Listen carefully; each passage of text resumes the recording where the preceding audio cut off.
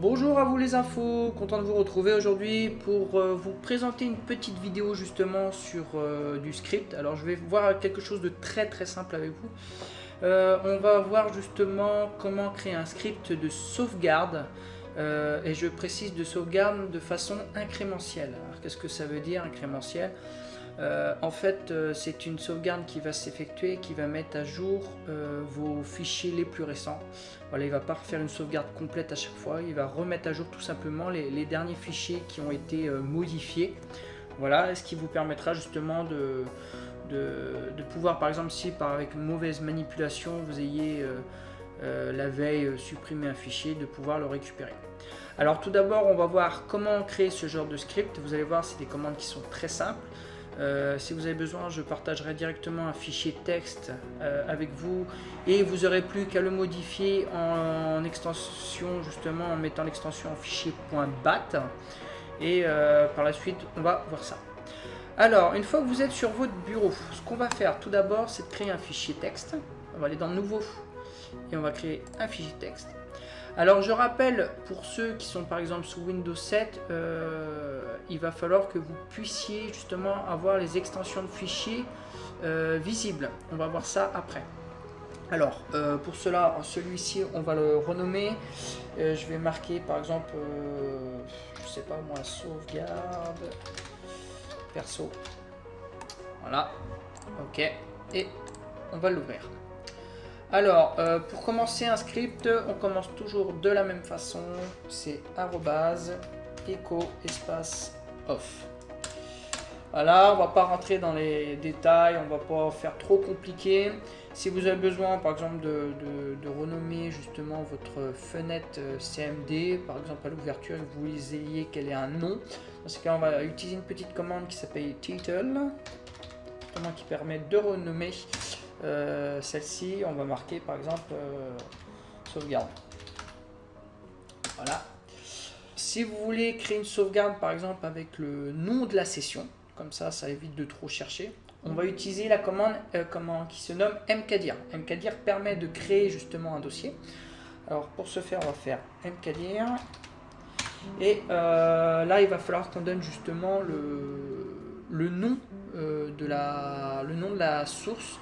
Alors pour ce faire, quand vous n'êtes pas sûr de vous, vous allez ouvrir l'explorateur de fichiers et imaginons que vous y veuillez, par exemple moi j'ai recovery ici, fichier personnel, vous voyez, tiens, on va refaire comme ici. Vous cliquez justement sur l'onglet en haut, voilà, il va vous mettre ça en surbrillance, vous faites un clic droit, vous faites copier. Et une fois que vous êtes ici, ne pas oublier toujours mettre ça entre guillemets. Voilà. Sinon, ça ne fonctionnera pas. Alors, je veux créer justement un dossier. Alors, on va faire ctrl v. Et justement, pour avoir le nom du dossier de la session, on va utiliser une commande variable. Et cette variable, elle est toute simple. Alors, justement, on remet comme un anti-slash. On va utiliser les 2%. Et entre les 2%, on va marquer username.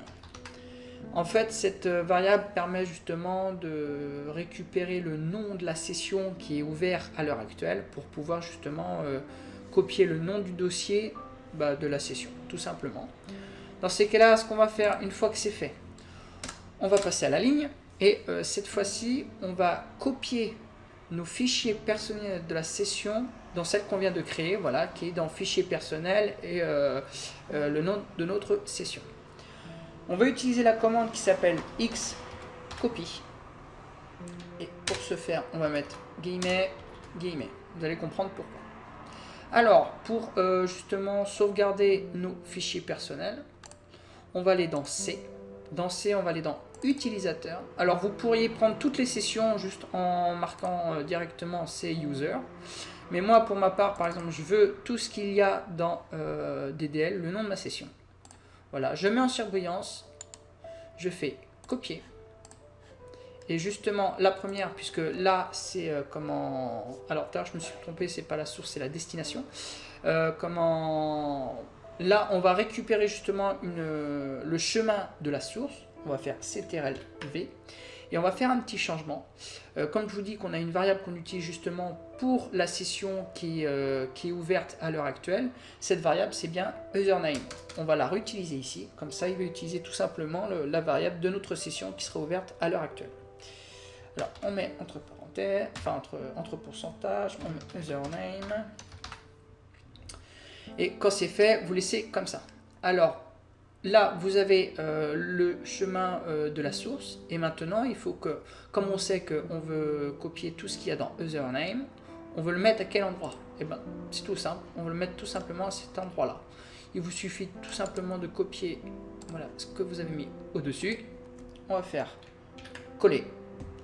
Et par contre, on va utiliser alors des options justement de sauvegarde qui sont propres à Microsoft. Hein.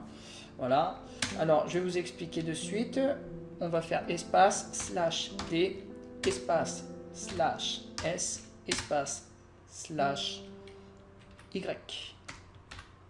Alors, qu'est-ce que c'est que ça?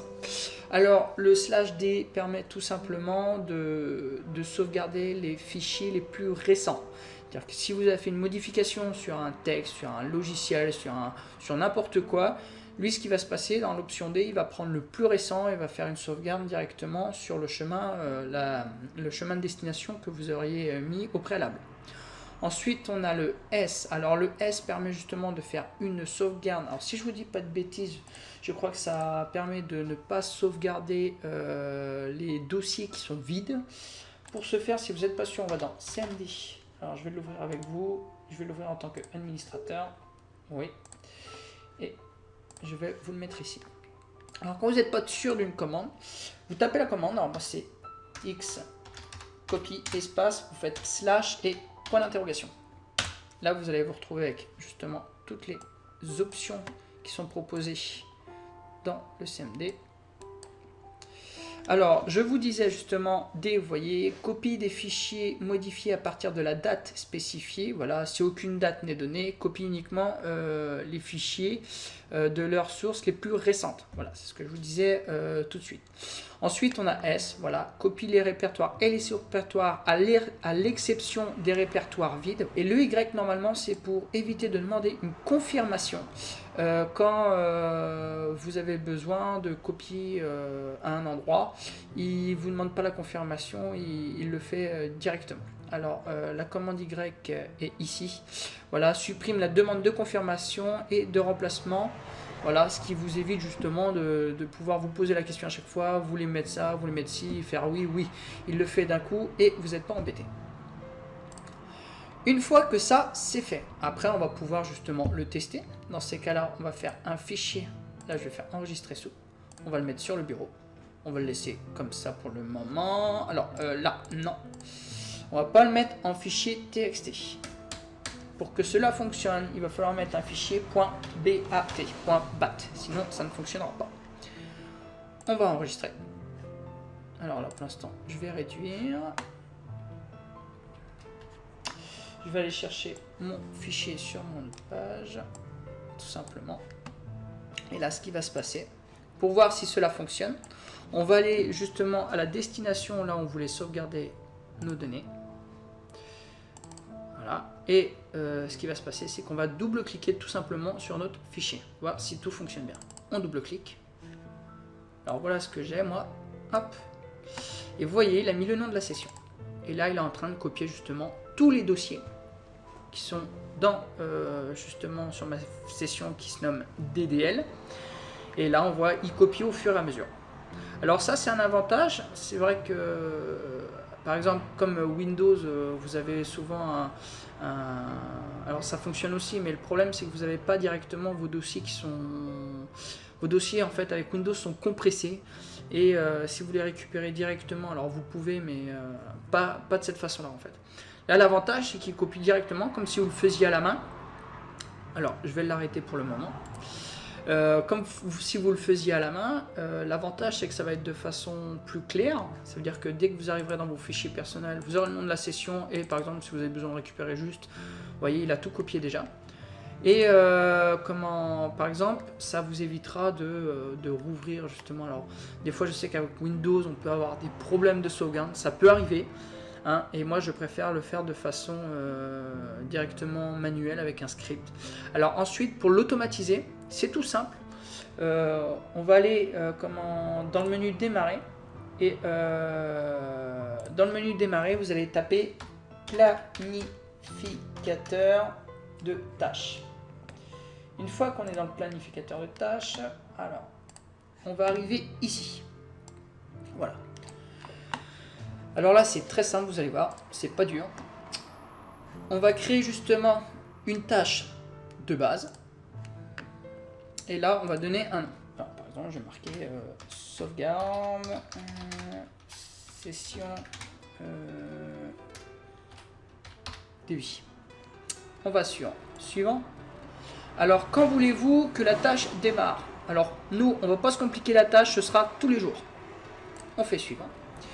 Ensuite, on peut lui donner une heure. Alors, moi, j'aime bien vers 19h. Voilà. Et très important, je synchronise toujours avec les fuseaux horaires. On va faire suivant. Alors, bien sûr, on veut démarrer un programme. Dans ces cas-là, on fait suivant aussi. Et le petit script qu'on a mis, justement, je vais vous montrer de suite ce qu'on va faire. Alors, pour quelque chose de simple, je vais retourner sur le bureau. On va prendre celui-ci. Alors, je vais ouvrir. Voilà. On va aller dans C. Dans C, on va aller dans Programme. Et on va créer... alors, moi, j'en avais déjà un fait. Vous voyez, par exemple, vous pouvez créer directement... Alors, on va créer un nouveau dossier. On demande d'autorisation. Là, moi, je vais marquer test pour pouvoir l'effacer après. Voilà.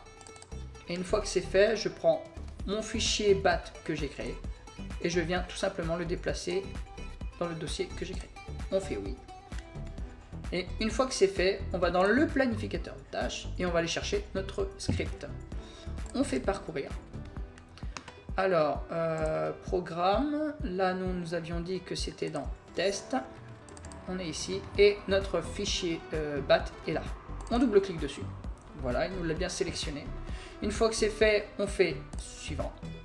Alors le nom, ça vous pouvez le changer si besoin. Moi je fais terminer. Voilà. Alors, comme vous pouvez le voir, alors je vais mettre de façon plus claire les choses. Je vais aller dans bibliothèque de planificateur de tâches. Et nous avons notre sauvegarde qui est bien ici. C'est sur le DVI qui s'effectuera tous les jours à 19h. D'accord, heure de dernière exécution, alors ça c'est normal, c'est parce qu'il n'a pas encore été effectué. Et justement, si vous voulez voir si cela fonctionne bien, je vais aller dans mes fichiers personnels, DDL. Alors par exemple, je vais l'effacer, comme ça, vous allez bien voir. Hop, on va faire oui. Et on va faire comme s'il s'exécutait, je vais aller justement dessus. Je vais faire un clic droit et je vais faire exécuter. Alors j'ai mon autre fenêtre qui vient de s'ouvrir. Et si on va dedans, voilà, tous les soirs à 19h, il vous coupera tous vos répertoires qui vous permettra par la suite justement de récupérer vos dossiers si vous avez perdu. Alors vous pouvez le faire sur le réseau, vous pouvez le faire sur un disque dur externe, c'est pas un souci. Et justement, ça permettra à simplifier les choses pour vous si vous avez besoin de récupérer vos données. Voilà, alors sur ce les infos, moi c'était juste une petite explication, je vous partagerai si vous voulez directement en fichier .txt les données du script et puis vous n'aurez plus qu'à mettre à votre sauce comme bon vous semble. Sur ce, moi les infos, je vais vous laisser là-dessus et on se retrouvera très bientôt aussi pour du scripting. Je vous mettrai justement un tuto qui vous permettra de faire de la restauration, mais aussi on verra d'autres choses un petit peu plus pointues, car je sais que j'avais commencé des tutos sur le script, mais j'ai pas eu forcément le temps. Alors pour vous expliquer les choses de façon correcte, va falloir qu'on prenne le temps, voilà, parce que c'est assez long à expliquer et pour le moment voilà, j'ai un petit peu de manque de temps, mais ça viendra au fur et à mesure. Voilà les infos. Sur ce, moi je vais vous laisser là-dessus. Et puis n'hésitez pas, si vous avez des questions, laissez-moi dans les commentaires, j'y répondrai, ce sera avec plaisir. Et n'hésitez pas, laisse un petit like, faire avancer la chaîne. Et moi, sur ce, je vous dis à très bientôt pour de nouvelles vidéos. Allez, bye!